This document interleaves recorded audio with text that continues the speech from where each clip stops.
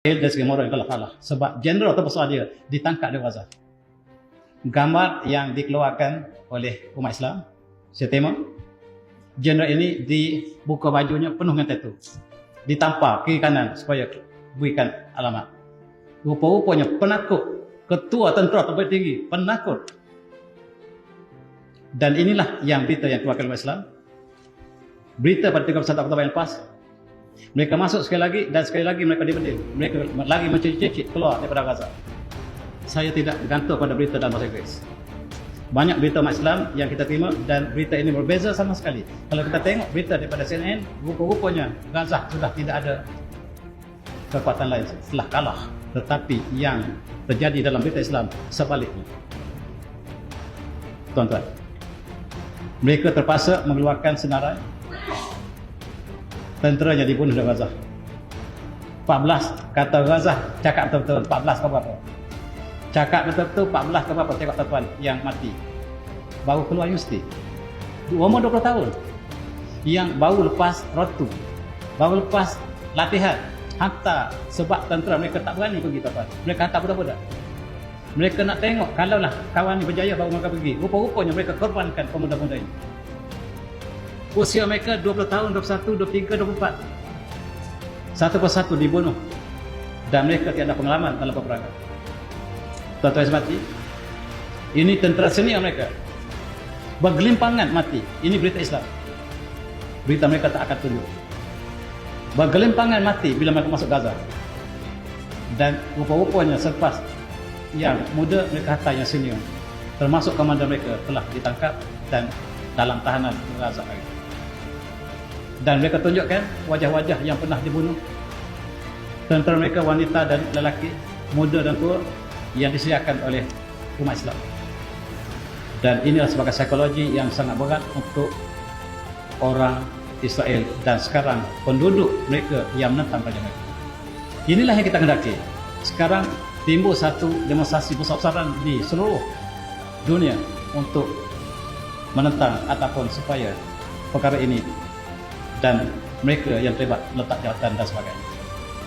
Inilah Colonel yang saya maksudkan tadi. Colonel Ye Shalom telah ditangkap. Badannya penuh dengan tattoo, penuh dengan azimat, tetapi tidak kebal langsung. Dan yang menangkapnya lah kena tuan hero itu, Abu Ubaidah, yang sangat perkasa.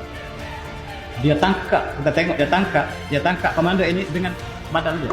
Dia terjun tangkap macam tangkap harimau.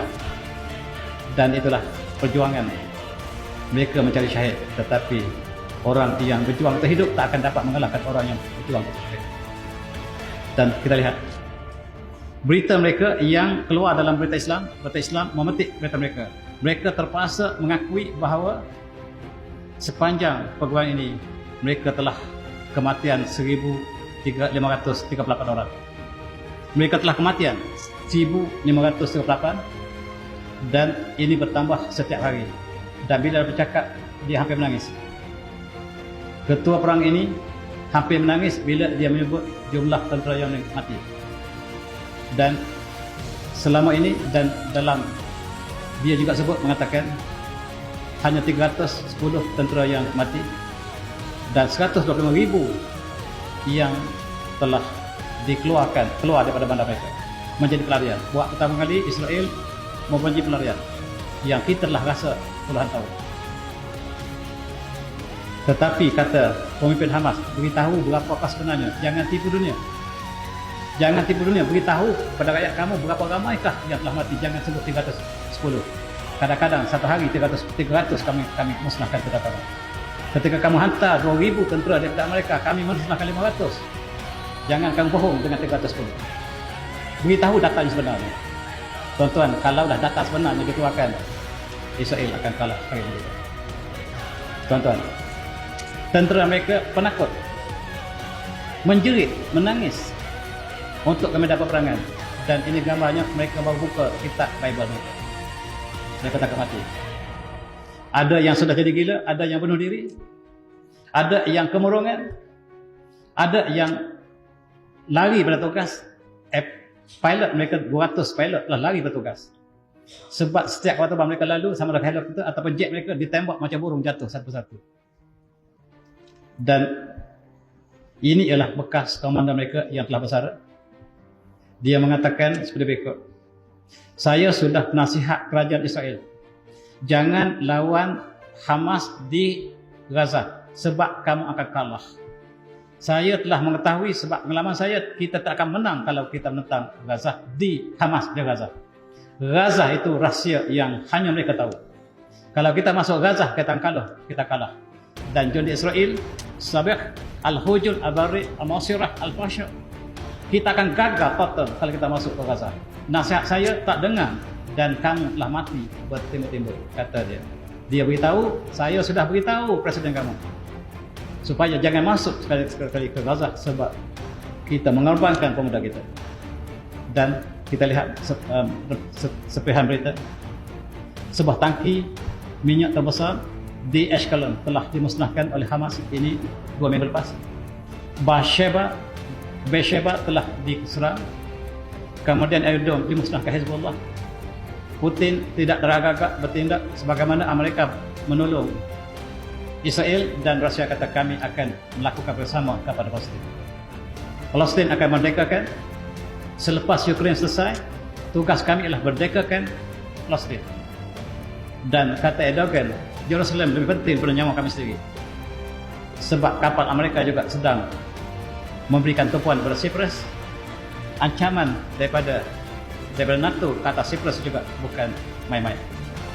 Dan 100,000, ini berita 2 minggu lepas, 100,000 Israel telah keluar daripada rumah mereka. Dan pasukan elit pasang yang turun dengan komando mereka masuk laut, 3 orang menawan satu kota, patah balik, dan 3 patah balik ke Gaza dengan selamat. Dan satu kota yang bernama kota Zikir ataupun sebelum Zikir jatuh di tangan 3 orang, dan ini sangat menakjubkan, tuan-tuan. Israel mengalami kemurungan berdepan dengan Muhammad Mujahidin. Tentera menarik diri daripada medan perang, termasuk pilot mereka. Helikopter jet pejuang Israel ditembak saban hari oleh pejuang.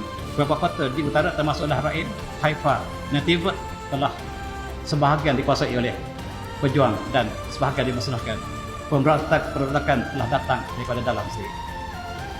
Tel Aviv telah musnah. Tel Aviv telah musnah sebagaimana Gaza telah musnah. Dan mereka lupa untuk bertahan ke Tel Aviv. Tel Aviv telah hancur.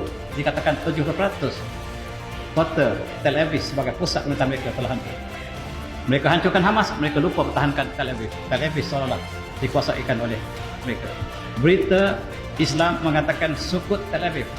Tel Aviv telah jatuh ke tangan umat Islam. Ini berita Islam. Biyadil Muqawamah. Tel Aviv jatuh sepenuhnya, sedangkan Gaza tidak jatuh sepenuh lagi. Apa yang berlaku, tuan-tuan? Ketakutan Al-Khawf di Tel Aviv. Tufan Aqsa, ketakutan di Tel Aviv tidak lagi tenang. Mereka keluar daripada Tel Aviv, mereka menuju ke Eropah, menuju ke Amerika. Sedangkan airport mereka telah musnah. Ben Gurion telah musnah. Ben Gurion ini nama yang ada dalam hadis ialah Lud, tempat peristiwa akhir zaman akan berlaku yang dibina Ben Gurion, tempat kota Lud. Tuan-tuan mati. Mereka keluar daripada Israel dan mereka tidak sayang sama sekali Israel. Yang sanggup mati bersama dengan bumi mereka ialah orang Palestin. Itulah penduduk yang asalnya, dan orang yang mendatang tidak akan sayang. Mereka akan lari. Termasuk mereka lari ke Tajikistan, dan Tajikistan tidak terima mereka dan halau keluar mereka masuk kapal terbang, dan kapal terbang itu terpaksa bertolak ke tempat lain. Ini kita ambil tiba, tuan-tuan. Apabila berlaku bencana seperti ini, yang setia dengan bumi mereka, bumi tanah tumpah darah mereka, tidak perlu asal. Orang yang menentang akan lari keluar. Mereka tidak setia dengan bumi itu. Ini berlaku di Palestin. Alhamdulillah, sekiranya berlaku negara kita.